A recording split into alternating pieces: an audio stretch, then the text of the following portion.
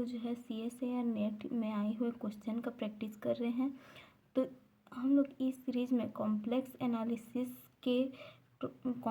Analysis से कितने question किस टाइप के क्वेश्चन CSIR नेट में पूछे गए हैं उन सबको स्टडी करते जाएंगे। तो इस वीडियो का हम लोग का यह लेक्चर 1 है, जिसमें हम लोग कॉम्प्लेक्स एनालिसिस सब्जेक्ट से रिलेटेड पार्ट बी में MCQ क्वेश्चन, पार्ट बी के MCQ क्वेश्चन सॉल्व करेंगे। तो हम लोग का लेक्चर नंबर 1 है, जो कि CSIR नेट दिसंबर 2013 में पूछा गया एक क्वेश्चन सॉल्व करेंगे। तो क्वेश्चन क्या कहता है, यह क्वेश्चन हमारा CSIR नेट दिसंबर 2013 में आया हुआ है।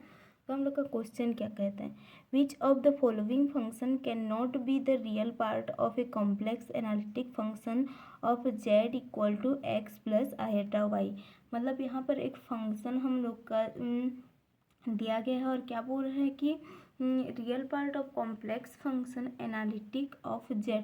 मतलब कि यहाँ पर 4 ऑप्शन दे दिया है और पूछ रहा है कि इसमें से कौन सा फंक्शन एनालिटिक है अकॉर्डिंग टू z बोल रहा है। तो हम लोग एक चीज़ जानते हैं कि यदि कोई फंक्शन एनालिटिक है तो उसका real part and imaginary part harmonic होना चाहिए। जैसे कि हम लोग बोलते हैं कि हार्मोनिक का फॉर्मूला मान लो हम लोग का एब्जेक्ट इक्वल टू हम लोग का दिया है, एब्जेक्ट equal to ux plus iota भी uxy प्लस आयोटा vxy, इस तरह से दिया है। तो क्या बोल रहा है कि इसका रियल और इमेजिनरी पार्ट हार्मोनिक होना चाहिए, ऐसा बोलते हैं। कोई फंक्शन एनालिटिक है तो उसका रियल और इमेजिनरी पार्ट हार्मोनिक होना चाहिए। लेकिन यहाँ पर हम लोग का जो 4 फंक्शन दिया गया है इसमें ओनली हम लोग का रियल पार्ट है, ये सभी रियल पार्ट है। और हम लोग अब हार्मोनिक का कंडीशन जानते हैं। हार्मोनिक का कंडीशन क्या होता है, हार्मोनिक का condition del square u upon del x square plus del square u upon del y square equal to 0। ये हम लोग का रियल पार्ट के लिए होता है। इसी तरह इमेजिनरी पार्ट के लिए del square phi upon del x square plus del square phi upon del y square equal to 0। तो हम लोग को इस कंडीशन को फुलफिल करना है, क्योंकि हम लोग का 4 ऑप्शन जो दिया है उसमें सिर्फ रियल पार्ट के एग्जाम्पल दिए गए हैं।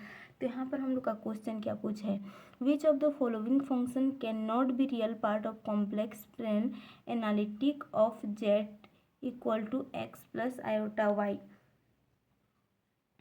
तो यहाँ पर हम लोग का क्या दिया है,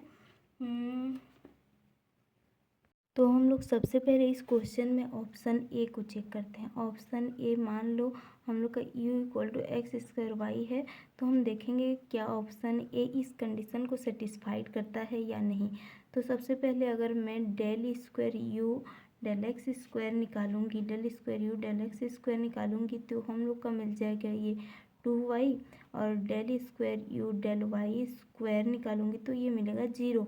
तो हम लोग को जब इस इक्वेशन में रखेंगे तो वैल्यू हम लोग का क्या मिलेगा, 2y प्लस 0 इक्वल टू 0। तो 2y which is not equal to 0। अतः हम बोल सकते हैं कि ऑप्शन ए जो है वो एनालिटिक नहीं है, क्योंकि वो हार्मोनिक फंक्शन के कंडीशन को सेटिस्फाइड नहीं करता। चूँकि ये पार्ट बी का क्वेश्चन है तो हम लोग को कौन सा एनालिटिक नहीं है पूछा है, तो हम लोग एक ऑप्शन चेक किए तो ये एनालिटिक नहीं है, प्रूफ हो गया, क्योंकि हार्मोनिक फंक्शन के कंडीशन को सेटिस्फाइड नहीं किया। तो हम लोग यहीं से आंसर मान सकते हैं कि हम लोग का आंसर ए ही सही है, क्योंकि MCQ क्वेश्चन में ओनली एक ही ऑप्शन सही होता है। तो हम लोग यहीं से हम लोग का आंसर एक्स स्क्वायर वाई हो जाएगा। लेकिन अगर हम लोग क्रॉस चेक करने के लिए बी, सी एंड डी को देखेंगे तो उसमें जब हम लोग, मैं बी को चेक करके बता रही हूँ, आप लोग सी एंड डी को भी चेक कर लीजिएगा। इसमें सी एंड डी में भी हम लोग का हार्मोनिक फंक्शन का कंडीशन सेटिस्फाइड होगा। तो मैं बी को चेक कर रही हूँ, बी हम लोग का है क्या, u equal to x square minus y square. तो जब मैं इसका del square u upon del x square निकालूंगी तो यहाँ पर मुझे क्या मिलेगा, यहाँ मिलेगा मुझे 2, और del square u del y square जब मैं निकालूंगी ये भी 2 मिलेगा। और हम लोग जब इसको -2 मिलेगा ना। Del square u upon del y square निकालूंगी तो -2 मिलेगा। और जब हम इन दोनों वैल्यू को इस वाले इक्वेशन में पुट करेंगे, इस इक्वेशन में पुट करेंगे तो हमारा वैल्यू क्या होगा, 2 + -2 = 0, जो कि सही है। अतः ये हम लोग का जो है एनालिटिक फंक्शन है। इसी तरह हम लोग सी एंड डी को भी चेक कर सकते हैं। तो हम लोग का क्वेश्चन में कौन सा एनालिटिक नहीं है पूछा था, इसीलिए हम लोग का आंसर जो होगा वो ऑप्शन नंबर ए होगा। x² जो है वो हार्मोनिक फंक्शन के कंडीशन को सेटिस्फाई नहीं कर रहा है, इसीलिए यह एनालिटिक नहीं है। तो इसी तरह से हम लोग कॉम्प्लेक्स एनालिसिस के सेट पूछे गए CSIR नेट में जो भी क्वेश्चन पूछे जा रहे हैं उन सबको धीरे धीरे कवर करेंगे।